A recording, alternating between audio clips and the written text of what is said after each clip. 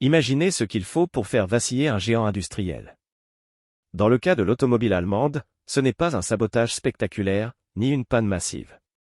Non, ce qui paralyse aujourd'hui une partie des usines Volkswagen, c'est un composant minuscule, plus petit qu'un ongle.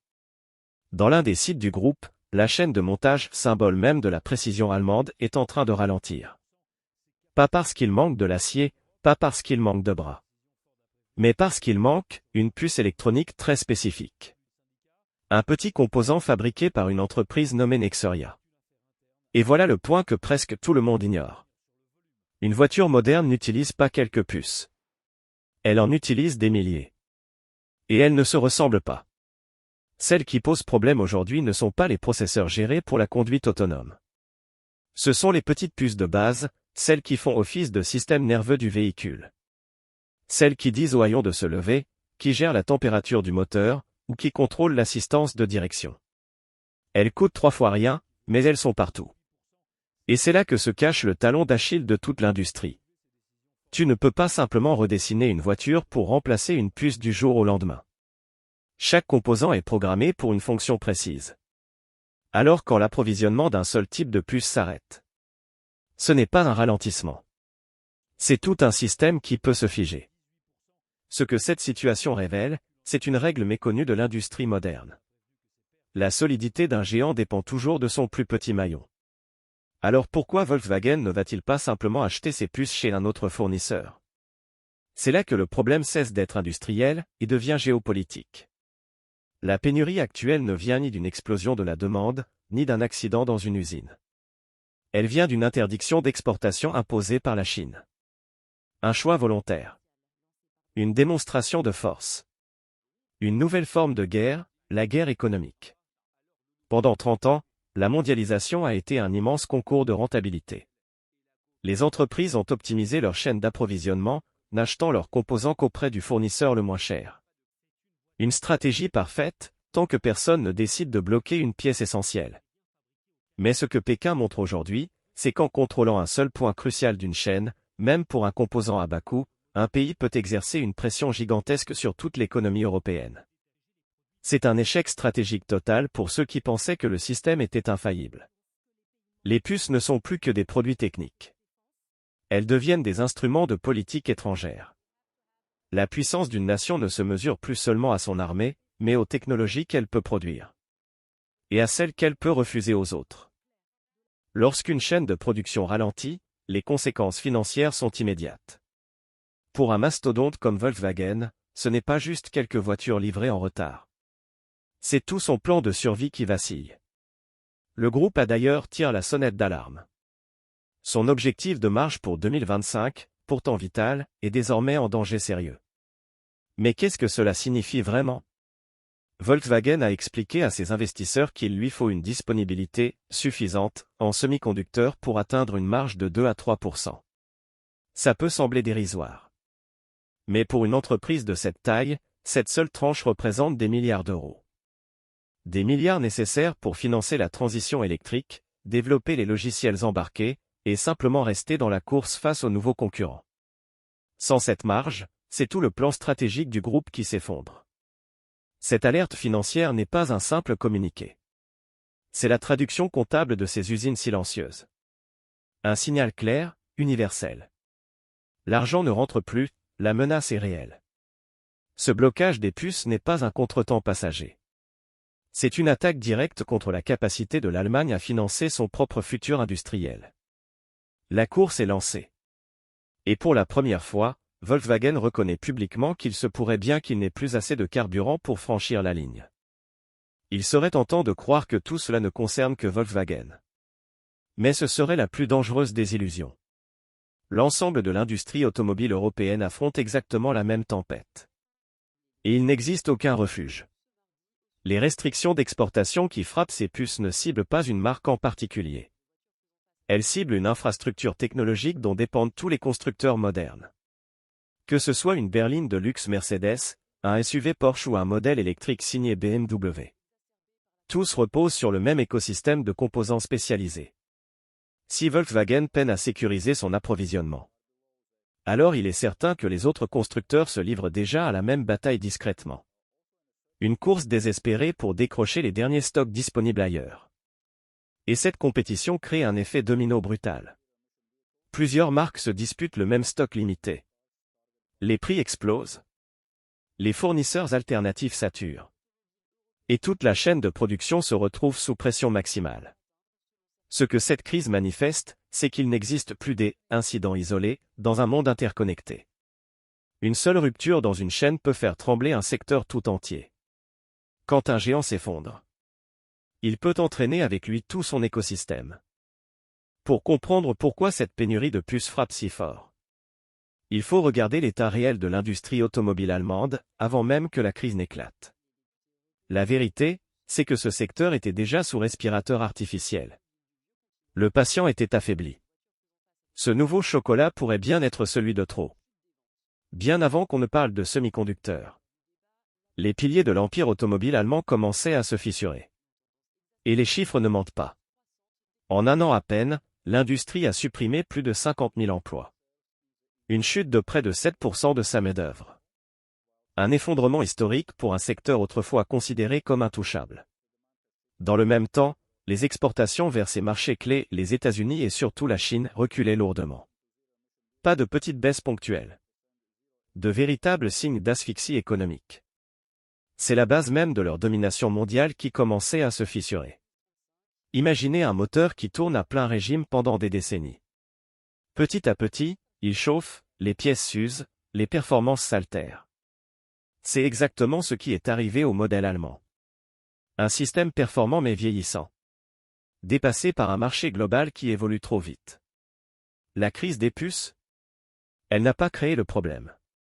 Elle est le poids final posé sur une structure qui peinait déjà à tenir debout. Mais la fissure la plus profonde. Celle qui pourrait vraiment faire s'effondrer tout l'édifice. C'est la rupture progressive entre l'Allemagne et la Chine. Pendant des décennies, la Chine a été la poule aux œufs d'or de l'automobile allemande.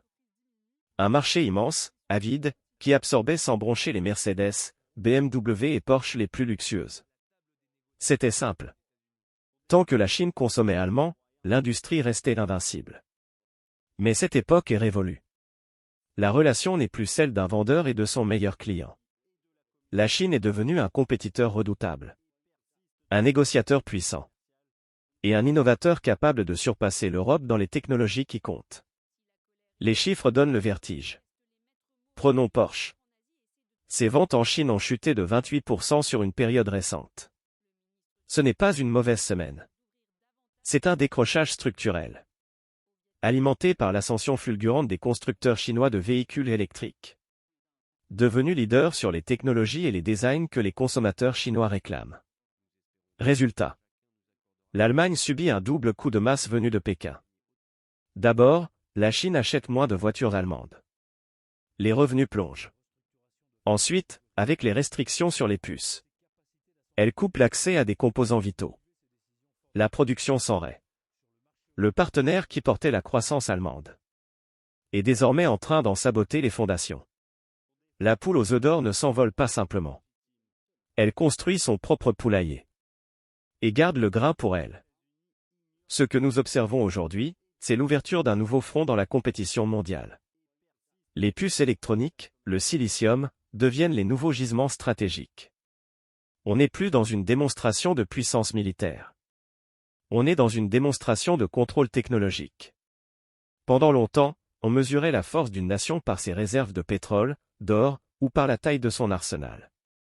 Mais cette logique appartient au passé. La richesse la plus précieuse aujourd'hui. Ce n'est plus une ressource naturelle. C'est la capacité à produire ou à empêcher la production de technologies critiques. La décision de Pékin de restreindre ses exportations n'est pas un simple désaccord commercial. C'est un message envoyé au monde entier. Un rappel que contrôle un composant stratégique. Même minuscule, même peu coûteux. Permet d'influencer des chaînes industrielles situées à des milliers de kilomètres. Sans jamais lever le petit doigt. Ça change absolument tout. La sécurité économique d'un pays dépend désormais moins de ses réservoirs que de sa maîtrise des chaînes d'approvisionnement technologique. Le sol d'une usine à Wolfsburg et les bureaux d'un ministère à Pékin sont désormais reliés par un fil invisible, mais vital. Un fil où les puces sont à la fois l'arme et l'enjeu. L'économie mondiale se réorganise maintenant en blocs et alliances. Pas seulement en fonction des liens politiques, mais selon les normes technologiques et la sécurisation des chaînes d'approvisionnement. C'est un cours pour créer de nouveaux réseaux capables de résister aux chocs géopolitiques de demain. Chaque pays et chaque entreprise doivent se préparer à ce que des décisions prises à l'autre bout du monde puissent arrêter leurs usines en un instant. Quand on parle de lignes de production arrêtées ou d'alerte financière, on pourrait se perdre dans le jargon des entreprises. Mais la réalité touche des millions de personnes bien loin des salles de conseil. Chaque usine qui ralentit, chaque voiture qui ne sort pas de l'usine. C'est un ouvrier qui guette des nouvelles. Une famille qui craint pour son avenir. Une communauté entière qui vit autour de l'industrie automobile et voit son identité menacée. Les 50 000 emplois déjà perdus ne sont pas que des chiffres. Ce sont 50 000 foyers, 50 000 crédits à rembourser, 50 000 contributions locales qui disparaissent presque du jour au lendemain. Cette guerre technologique et géopolitique a des conséquences très humaines. L'ouvrier à la chaîne devient malgré lui un acteur de cette bataille mondiale. Son dépend quotidiennement de décisions prises à des milliers de kilomètres, sur des composants qu'il n'a jamais vus. Cette crise rappelle une chose essentielle. Dans notre monde ultra connecté, une politique commerciale à Pékin peut décider si une famille à Wolfsburg peut payer ses factures. Alors, quelle est la voie pour l'Allemagne? Le chemin à suivre représente le plus grand défi industriel depuis la reconstruction d'après-guerre. Il ne s'agit pas seulement de trouver de nouveaux fournisseurs de puces. Il s'agit de réinventer le modèle économique allemand pour une nouvelle ère. L'excellence mécanique ne suffit plus. Il faut désormais construire une souveraineté technologique, tout en naviguant dans un marché mondial en pleine fracture. Les enjeux sont colossaux. Les constructeurs allemands doivent sécuriser leur chaîne d'approvisionnement, accélérer la transition vers les véhicules électriques et numériques, et retrouver leur avantage face à des rivaux agiles et ambitieux.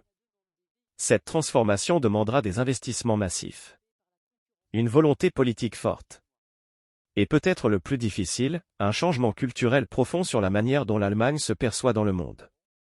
Le sort de l'industrie allemande ne dépend pas seulement des stratégies commerciales. Il dépend de sa capacité à s'adapter rapidement à l'ère du numérique et du silicium. La question n'est plus seulement de produire des voitures. Elle est de savoir si l'Allemagne peut rester une puissance industrielle dans un monde dominé par la technologie et le contrôle des composants stratégiques. Les transformations en cours vont déterminer l'avenir de tout un secteur. La capacité à sécuriser les chaînes d'approvisionnement, à accélérer la transition vers les véhicules électriques et les logiciels embarqués, et à retrouver une compétitivité face à des concurrents rapides et innovants. C'est un pari colossal, un véritable sprint contre la montre. Il faudra des milliards d'euros d'investissement, des décisions politiques audacieuses et une adaptation culturelle profonde. Le pays doit comprendre que la souveraineté industrielle ne se limite plus aux moteurs et aux voitures, mais s'étend à chaque puce, chaque circuit, chaque innovation. L'issue de ce cours déterminera si l'Allemagne reste une superpuissance industrielle, ou si elle devient un exemple de ce qui arrive quand une révolution technologique bouleverse l'ordre mondial. L'empire qui a bâti sa richesse sur le moteur à combustion doit maintenant apprendre à prospérer dans l'ère du silicium. Chaque décision, chaque investissement, chaque innovation compte. Le futur industriel allemand est en jeu, et il se joue aujourd'hui, sur les chaînes de production et dans les laboratoires technologiques, là où le silicium est devenu le nouvel allié et la nouvelle arme.